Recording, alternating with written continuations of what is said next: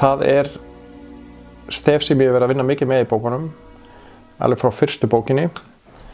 Hvaða áhrif einangrun hefur á fólk.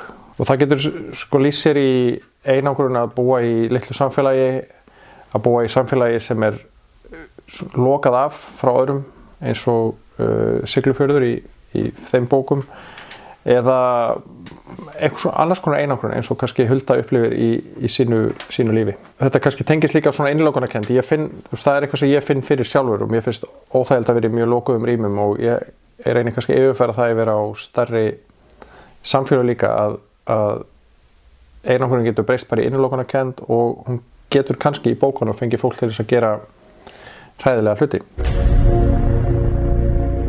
Oui clos, það franskt orð sem við eigum eiginlega ekki til á íslensku, en þar erum við í raun að vinna með svona lokuð rými og fámenna hópa þar sem þetta svona stefið úr gömlum glæpasögum frá Bretlandi, Bandaríkjunum, þar sem það eru fáir grunaðir og við þurfum að finna út leysa gátum. Og þetta mjög klassískt tema í glæpasögum og var notað áður og verið að nota töluvert núna, og það skemmtilegt að hafa ákveðna einangrun í sögusviðinu til þess að gátan snúist líka sálfræðina og við vitum að það eru fáar persónur og einhver að gera eitthvað hræðilegt, en við þurfum að átta okkur á því hvers vegna. Og í Huldu þá það í rauninni alveg eitt af bestu dæmunum á mínum bókum þessa tækni, af því að hún fer frá Reykjavík norður í land í ekki einu sinni þorp, þetta bara lítið samfélag við ána sem eru örfáir bæir, og við vitum allan tíman að það einhver úr þessum litla hópi sem með leyndarmál. Dimma. Þriðja orðið dimma. Það íslenskt orð sem kvenmannsnafn og nafnið á dóttur Huldu í bókunum, en þýðir líka myrkur.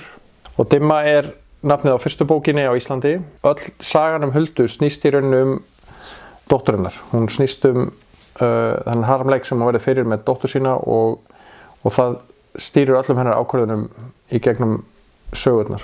Áhugavert líka að veltaði fyrir sér þegar hún gefur barninu sínu þetta nafn.